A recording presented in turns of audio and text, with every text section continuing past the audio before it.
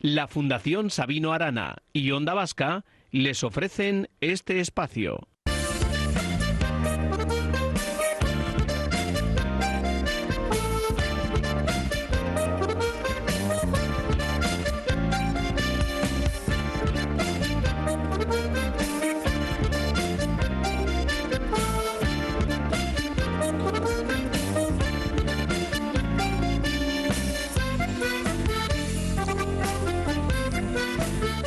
Pues a principios de este año, se publicó un libro que ha despertado gran interés entre los amantes de la historia marítima de Bilbao. Antonio Candina Ibarra, 1864-1969, capitán de la Marina Mercante y naviero. Vamos a sumergirnos precisamente en la vida y obra de este personaje clave en la historia marítima. Descubriremos cómo un joven con una pasión por el mar logró construir un imperio empresarial y dejó un legado que perdura hasta nuestros días. Los autores del libro, Julián y Javier Garayzar Candina, nietos del propio Antonio, nos acompañan hoy para hablarnos de este apasionante proyecto y desvelarnos también los secretos de una investigación que ha durado bastantes años. Supongo, arratsaldeon a los dos, arratsaldeon a Julián y a Javier. Arratsaldeon. ¿Qué tal? Arratsaldeon, sí. ¿Qué tal? Muy bien.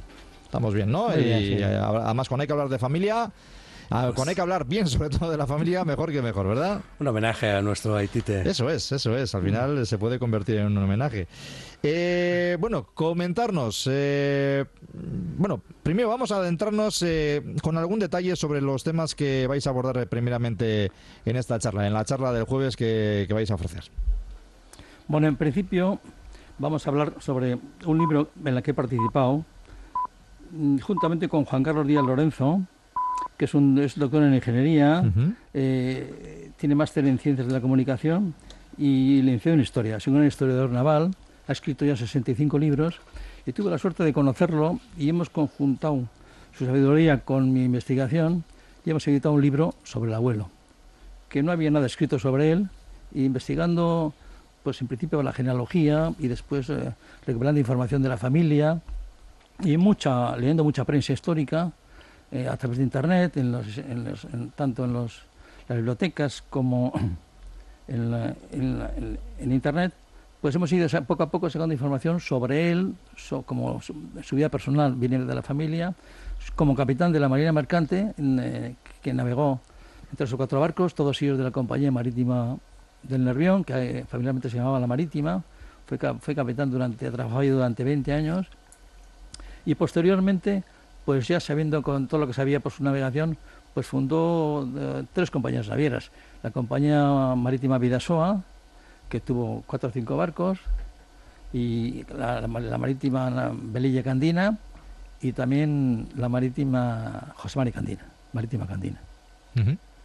Pues la verdad es que, vamos, historial hay de sobra, ¿eh? Bueno, ¿a quién va dirigida esta charla, la charla de este jueves? ¿A los interesados en lo que es la mar?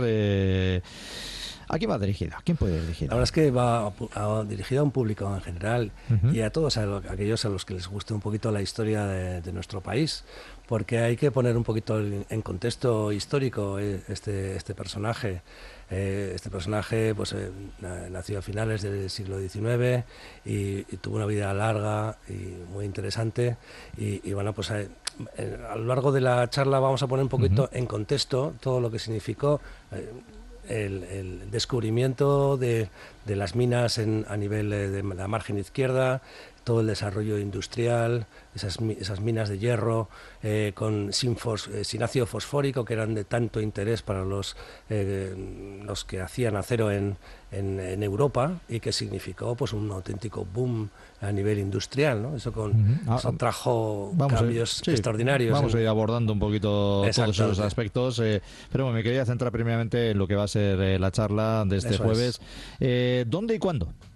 Pues va a ser en la Fundación Sabino Arana, este jueves que viene a las 7 de la tarde, y bueno, está dirigido a todo público interesado, y bueno, pues espero que sea de su interés recordar pues a un personaje ya a un tiempo pasado, pero que todavía, vamos a decir, afecta a nuestros días, todo el desarrollo industrial de la margen izquierda, todo el desarrollo económico, los bancos, navieras, etcétera, la ría de Bilbao. Bueno, pues vamos a ir abordando un poquito, si os parece, ya lo que fue vuestro Aitite. Porque, a ver, ¿qué le llevó, por ejemplo, a Antonio Candina a elegir, pues eso, una vida en el mar, primeramente? ¿Y cómo influyó eso en su entorno familiar y social, esa decisión, precisamente? Bueno, este hombre viene de una familia de Sopelana. Su padre fue maestro de primera enseñanza y murió muy pronto. No tenía patrimonio. Sus hijos mayores, 2 hijos, emigraron a Chile a hacer fortuna porque aquí no había manera de vivir. Y él fue el pequeño. Y su madre fue remisa a su hijo a pasar a las Américas. Y entonces se le buscó un empleo de mancebo en una farmacia de Plencia. Con 12 años entró de mancebo en la farmacia de Plencia, una farmacia que actualmente existe todavía, que se ha convertido en farmacia museo también, la farmacia de Aramburu. Y estuvo ahí viviendo de mancebo durante 3 años. Y justo enfrente estaba la escuela de náutica. Y entonces se matriculó allí y tenemos de los archivos históricos que están allí, pues lo que le costaba la matrícula, 9 pesetas al mes, la enseñanza, y la matrícula, sus notas, tenemos todo, ¿no? Y este hombre, pues, dejó escrito en los libros recetarios de la farmacia, pues firmaba que quería ser marino, cuando entró y cuando se marchó, y entonces nosotros de eso no teníamos conocimiento, sí sabíamos que había trabajado de mancebo en una farmacia de Plencia.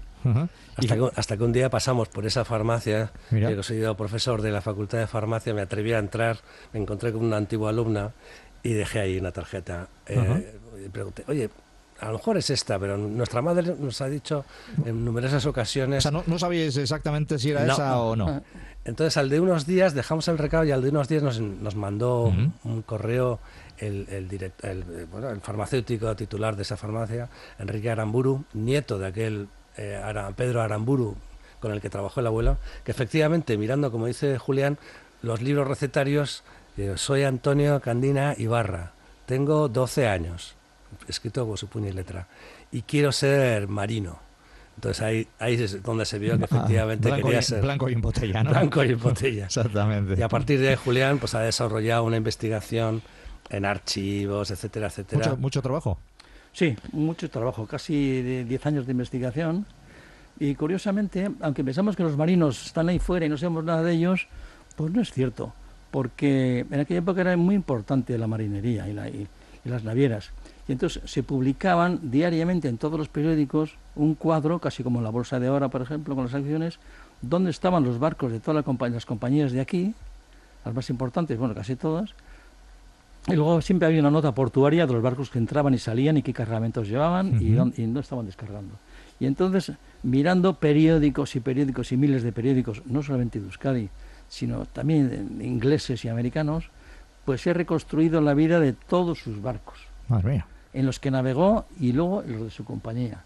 Y entonces prácticamente conozco casi semanalmente dónde estaban esos barcos, a qué puertos iban, qué cargamento llevaban, quiénes eran sus capitanes y todas sus incidencias, que hubo muchísimas. Pues incidencias en los puertos, incidencias de navegación, pérdidas de hélices y luego las guerras y muchísimas aventuras. Entonces, esta recopilación pues ha durado pues muchos años, ¿no? Y sigo investigando porque tengo alertas en muchas páginas buscadas que me mandan se siguen publicando periódicos que se van incorporando a las hemerotecas y entonces me mandan información de los barcos. Generalmente todos los barcos eran ingleses de tercera y cuarta mano, han tenido varios nombres y entonces para buscar su archivo ha habido que investigar mucho primero esos nombres. Y luego esa dificultad de que los nombres de los barcos, cuando cambiabas de compañía, muchas veces el nombre iba a otro barco. Sí. Entonces había que saber en los años cuál era ese barco. Ya, claro. O sea que bueno, claro, ha sido... Si era ese o el nuevo, claro, y era distinto, ¿no? Y entonces, bueno, pues esto yo lo tengo recopilado y un poco resumido en el libro, porque ya tengo muchísima información en mi drive que comparto con mi familia y con los que sean interesados exactamente de esos barcos. ¿Y cómo se formó vuestro Aitite, pues eso, como marino? ¿Cuáles fueron sus primeros pasos en esta industria, en la industria naviera? Bueno, él empezó, hemos dicho, de piloto. La formación de piloto fue en Plencia. Y entonces embarcó en el primer barco que se marcó fue el Ereaga, que luego posteriormente pasó a formar parte de la Compañía Marítima del Nervión, y ahí fue, pues como diremos, haciendo las prácticas de piloto. Ya con 19 años sacó el título de capitán, no, casi con 20 años, sí, en el Ferrol. Ya era capitán de la Marina Mercante, con 20 años. ¿Con 20 años? Sí, sí. Bueno. Y se casó con 19. Y siguiendo las hemerotecas, pues sabemos que luego pasó a formar parte de en una huelga que hubo en la Compañía Marítima, le dieron un barco más grande, pasó del Ereaga al mar Cantábrico, que no es el famoso mar Cantábrico que pasó con la Guerra Civil, sino es el barco anterior, mar Cantábrico. Sí. Y sabemos que, porque tenemos de una copa en su recuerdo, pues de que salvó a unos náufragos del vapor Harpagus, enfrente de las costas de Barcelona, que fue hundido por un submarino alemán, y se acercó con el barco a rescatarles, y en su homenaje, pues el gobierno británico pues lo obsequió con un homenaje y con una copa grabada de plata, que la mantiene mi nieto en su estudio. Porque el abuelo le tocó vivir, pues eso, de la Primera Guerra Mundial, bueno, todos los avatares, ¿no? Navegando en esos momentos, pues en los que había submarinos que sí, ahí te jugabas el pellejo, vamos. Te jugabas el pellejo. Entonces, arriesgando su vida y la tripulación, pues se acercó a ese barco que estaba hundiéndose, que era inglés, torpedeado por los alemanes, y por eso ese gran reconocimiento. Y hablamos precisamente de pues eso, ese impacto que tuvo la Guerra Civil. ¿Cómo afectó precisamente la Guerra Civil española, por ejemplo, a la Compañía Marítima Bidasoa y a la vida de vuestro Aitite? Bueno, pues hay episodios muy interesantes, ¿no? En la Guerra Civil, pues hubo barcos, según donde estaban situados, pues los pescó en un bando o en otro bando, ¿no? Concretamente el Candina pues pudo marchar a Inglaterra, hizo algunos viajes redondos aquí a Bilbao, protegidos por los barcos navales de la Marina de Euskadi, o los BOUs, pero ya un poco más adelante, en Inglaterra, hubo un contrato con los rusos, y hizo, juntamente con otros 6 barcos de Bilbao, hizo un viaje a Rusia, entraron por los mares del norte, casi por el Polo Norte, entraron a Siberia a buscar madera, a un río pequeñito. Quedaron atrapados por los hielos, estuvieron ahí casi un año, atrapados por los hielos. ¿En Siberia? En Siberia, sí. Y a la vuelta, pues estaban esperando en Noruega, estaban esperando los artilleros españoles en algunos barcos camuflados, y él consiguió refugiarse en Bergen, y ahí pasó la Guerra Civil. En Bergen. En aquel momento la compañía tenía solamente 3 barcos, el Ulía, el Urola y el Candina, y que en su momento pues se devolvieron a la compañía cuando acabó la Guerra Civil. Pero en aquella época el accionista mayoritario era Ramón de Vicuña, que murió en el 35, pero su familia tuvo que salir huyendo a Biarritz, y Franco, cuando acabó la Guerra Civil, les puso como condición, aparte de una multa de 1.000.000 de pesetas, que era una barbaridad en su día, también le puso una multa a mi abuelo, le confiscó sus bienes, pero les puso como condición que el barco Candina fuera requisado. Y entonces lo hicieron de la siguiente manera: montaron una nueva compañía Naviera Española, cuyo presidente del Consejo de Administración fue Nicolás Franco Bahamonde, el hermano de Franco. Ya decía yo que no había sonado el apellido. Y lo que hicieron fue obligarles a vender las acciones. No sabemos el precio, supongo que sería un precio de chatarra, porque los barcos ya eran muy viejos, y efectivamente eran barcos que ya tenían pues casi 50 años, pero esos barcos han seguido navegando después otros 20 y tantos años, o sea que no eran tantos chatarras, ¿no? Y bueno, vosotros como nietos, ¿qué relación teníais con vuestro abuelo, con vuestro Aitite? Porque claro, antes lo de trabajar de antes y el trabajar de ahora no era lo mismo, y antes se trabajaba muchísimo más, se pasaban muchísimas más horas fuera de casa, y al final casi no les veíais, no veíais a la familia. ¿Vosotros tenéis relación directa con vuestro? ¿Qué os acordáis? Yo no mucho, porque él murió cuando yo tenía 9 años, pero recuerdo perfectamente pues esas celebraciones de Navidad, cuando nos juntábamos pues todos los primos y todos los tíos, y celebrábamos los Reyes y las Navidades en General Concha. Y tengo un recuerdo extraordinario. Hay que tener en cuenta que este hombre se quedó viudo, su mujer, la abuela, murió de diabetes, y él sobrevivió bastantes años, y vivía con nuestra tía Nati. Sí, sí. Y bueno, la verdad es que es un hombre entrañable, era entrañable. Y luego te enteras vas leyendo un poco su biografía, ¿no? Y nos contaba mi madre que su hermano mayor, Ezequiel, el primogénito de Antonio, pues que también era capitán. Un capitán que no, era un poco, era capitán porque quería a su padre que fuese capitán, pues vamos, siguió navegando y tuvo, pero a él no le gustaba, lo he visto, navegar. Total que en un agosto de 1929 se despidió pasando el puente colgante con el barco de la compañía marítima Vidasoa, El Logoño, sí. el Logoño, con destino a Middlesbrough, Inglaterra. Cargó mineral de hierro en Castro, en los cargaderos de Castro, y se dirigió hacia Inglaterra. Y la siguiente noticia es que se había hundido el barco, que había sido pues, alcanzado por un remolcador que en una noche oscura, sin ningún tipo de luna ni luces, de niebla, y fue un auténtico desastre y murieron prácticamente 15, la mayoría de los tripulantes, y entre ellos el capitán Ezequiel Candina. Eso marcó mucho a la familia, a su madre, a nuestra abuela y a nuestro abuelo, ¿no? Antes las tragedias marítimas eran habituales. No iba a decir que habituales, pero que sí. Casi. Sí, porque sucedían con asiduidad. Sí, porque las ayudas, hay que pensar, bueno, ahora tenemos GPS, tenemos otro tipo de información. Antes era otro mundo, satelital. Claro. Antes era, lo va a comentar Julián en la conferencia del jueves, por los instrumentos que tenían un sextante, un compás y 4 luces. Y de tal manera que, bueno, pues era prácticamente... Además eran barcos muy, muy viejos, muy oxidados, y sobre todo llenos de piedras. El Logoño se hundió en prácticamente 6 minutos. En 6 minutos, ¿no? Y atrapó a los marineros y a los tripulantes en el interior del barco prácticamente sin opción, ¿no? Fueron rescatados 2 o 3.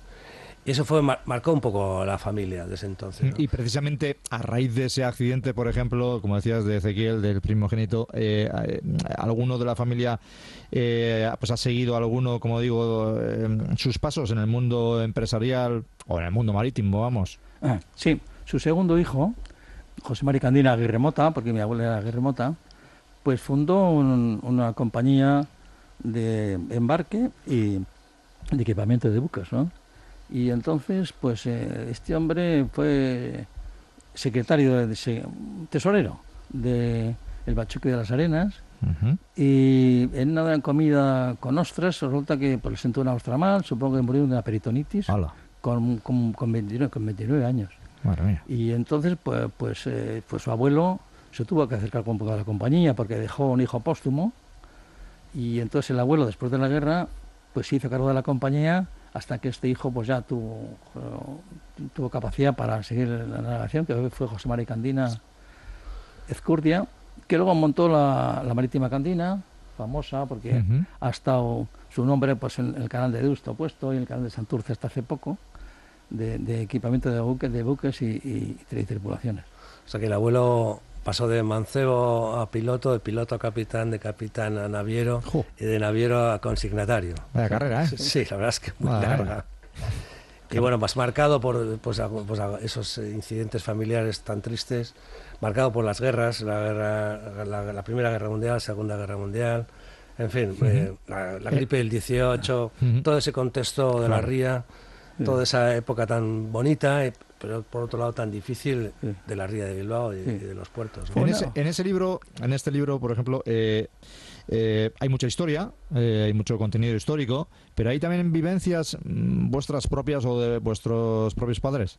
Claro. Sí, hombre, algunas cosas hay. Pasa que, a ver, este libro diremos que es un libro histórico, entonces te tienes que ceñir un poco a la historia real, entonces no puedes divagar tampoco mucho. Por ejemplo, alguien me ha comentado el por qué en la portada del libro pone Antonio Candina Ibarra con Y. Y ya sabemos que Ibarra es un apellido vasco, se escribe con I latina, pero ser un libro histórico, en su partida de nacimiento, en su fe de bautismo, y en sus libros, cuando escribía en la farmacia, lo escribía con Y. Con Y. Y en la genealogía, su abuelo era de Deusto. No sabemos su origen anterior, igual venía de Madrid o de la anterior, con lo cual se había perdido la I. Pero, y luego, ya siendo de mayor, yo tengo su DNI, porque lo he conseguido, y sí ponía la I con I latina. Ponía con I latina. Sí, él se afilió al PNV ya mayor, en el año 47, fue una vacación tardía, y bueno, pues también quisieron hacer el concejal del Ayuntamiento de Guecho y renunció porque tenía la oficina en Bilbao y no podía atender la concejalía, y bueno, pues luego sufrió por la guerra civil, quitaron el patrimonio, pasó sus penurias, ¿no? Y entonces, bueno, pues estas cosas, pues al ser un libro histórico, tampoco puedes jugar mucho con anécdotas, ¿no? Pues tienes que romper un poco la realidad. Otra cosa es que esto si fuera un poco una historia novelada, donde sí puedes hacer otro tipo de cosas, ¿no? Hay un plan, hay un plan de, bueno, hacer un corto, un guiño. También, Sí, tenemos ahí alguna idea de hacer un cortometraje, ponerlos en ese contexto histórico. En fin, estamos dando una vuelta a un guión, estamos buscando algún productor. Tenemos algo de música. Hombre, habrá que buscarse también un poquito el dinerito, ¿no? Aprovechar que ahora Bilbao está muy de moda a nivel de películas. Ya estamos dando la vuelta a hacer un pequeño corto sobre aquella época, de aquellos minas, aquellos navieros, aquellos banqueros. ¿Cómo era precisamente, vamos a hablar un poquito de eso, cómo era el sector marítimo en Bilbao? Pues a principios del siglo XX, que es lo que estamos hablando. ¿Cuáles eran era un territorio, eso es. Era un territorio de oportunidades. Manu Montero, nuestro rector de la UPVHU, lo definía muy bien en sus libros, que ha estudiado muchísimo este tema, ¿no? Le llamó la California del Norte, ¿no? En ese sentido, pues fue una oportunidad extraordinaria, ya que ese mineral de hierro que ya se conocía, esas minas, esos montes de hierro que ya se conocían desde Plinio, desde los romanos, pues tuvieron la oportunidad de poder, con la finalización de la última guerra carlista, el cambio del tema foral permitió la exportación de mineral de forma industrial, y eso condujo pues a todo un desarrollo que se llevaba mineral de hierro, como ocurrió con el caso del pobre tío Ezequiel, pero se traía carbón y se traía también conocimiento, y de tal manera que ese conocimiento, empresarios de la talla de Chavarrieta, Chavarrís o Ibarras, etcétera, pues montaron esas siderurgias aquí, se aprendió a hacer acero aquí, y ya con el acero pues hacemos barcos, porque como comentaba Julián, pues estos barcos que de segunda mano se hundían día sí día también, vamos a hacerlo nosotros, y como tenemos que tenerlos asegurados, pues vamos a montar seguros La Polar, seguros Bilbao, seguros Aurora, etcétera. Y ya que tenemos muchos ingresos económicos, creamos los bancos, Banco Bilbao, Banco Vizcaya, Banco Comercio. En definitiva, toda una maquinaria, y luego la empresa química como consecuencia de la siderúrgica, en definitiva, todo un desarrollo industrial. Y el abuelo pues estuvo en esa época muy interesante, pero también de muchísima riqueza económica, pero también de muchísima desigualdad. Yo que me dedico un poco a la historia de las enfermedades infecciosas en la Academia de Ciencias Médicas y en la universidad, pues compruebas como efectivamente pues toda esa inmigración que produjo la explotación de las minas, pues condujo a una gran desigualdad en cuanto al hacinamiento, la presencia de enfermedades como la tuberculosis, etcétera. Y bueno, pues fue una época muy dura desde un punto de vista de salud, ¿no? Estaban los médicos, en aquel momento estaban, pues bueno, pues se llamaban los médicos higienistas, intentando aumentar la salud pública en el momento que estaba muy fastidiada, ¿no? O sea que una época muy interesante por ese lado. Dura e interesante, como habéis dicho. Y supongo que también bueno, queda un legado muy grande, el de vuestro abuelo. ¿Qué tenemos ahora de vuestro abuelo, de vuestro Aitite, en nuestros tiempos? ¿Qué ha quedado? Bueno, pues ha quedado de su familia, pues queda pues de mi sobrino, queda una empresa que se llama Grupo Candina, que se dedica a las tripulaciones, y luego queda un poco pues toda su experiencia como capitán, ¿no? Que yo pienso que no se ha valorado demasiado esta función en aquella época, ¿no? Estos hombres, como comentaba Javi, salían con unos barcos a vapor, a base de carbón, palas de carbón, carboneros cargando calderas para producir vapor.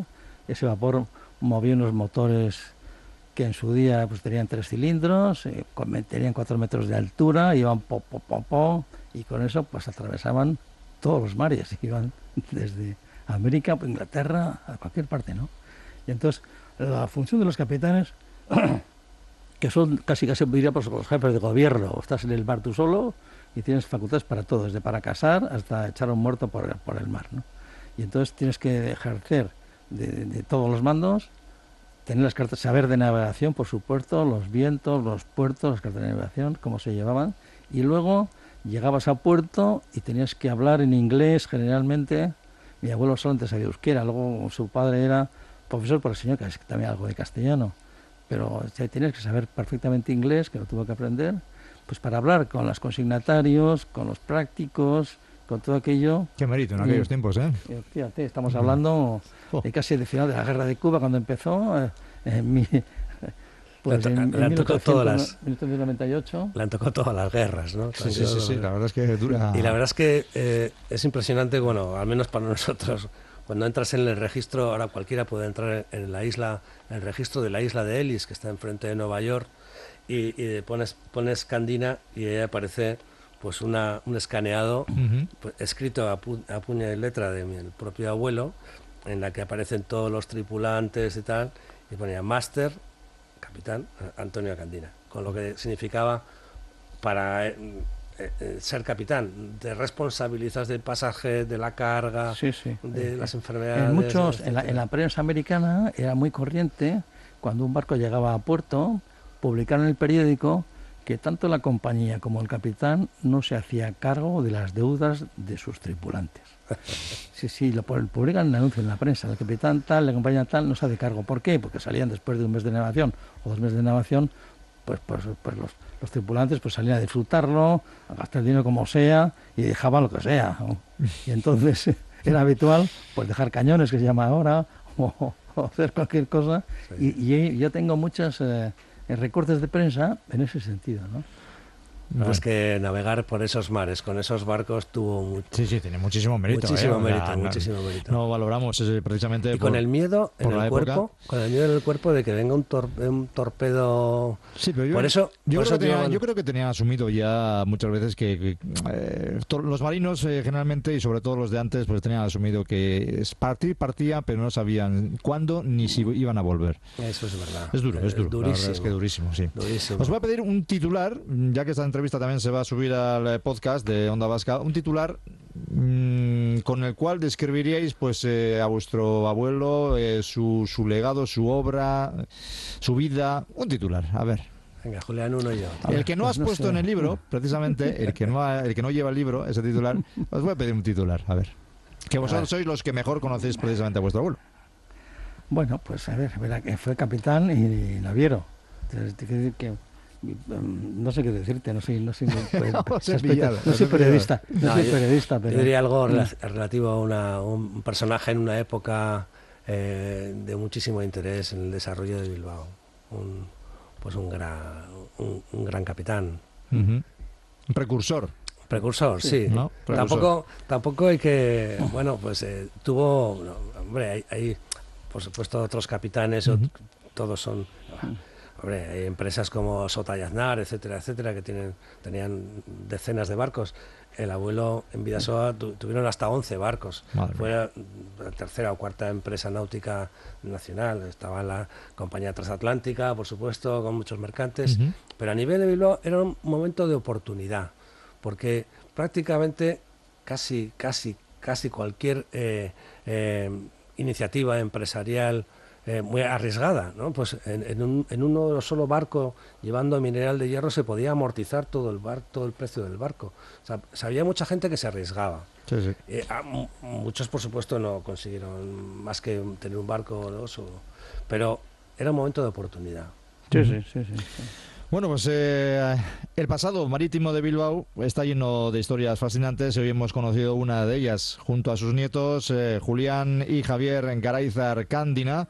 Hemos querido, por lo tanto, rendir homenaje a una figura clave de la historia de Bilbao y hemos explorado la vida y obra de Antonio Candina Ibarra, un capitán y empresario que dejó una huella imborrable en nuestra ciudad, en Bilbao.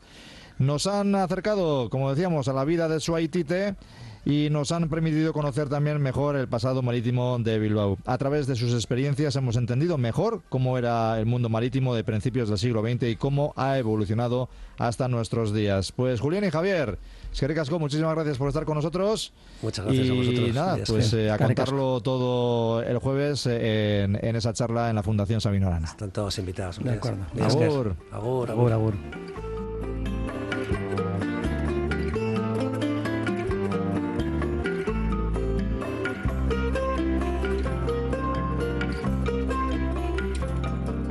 La Fundación Sabino Arana y Onda Vasca les ofrecen este espacio.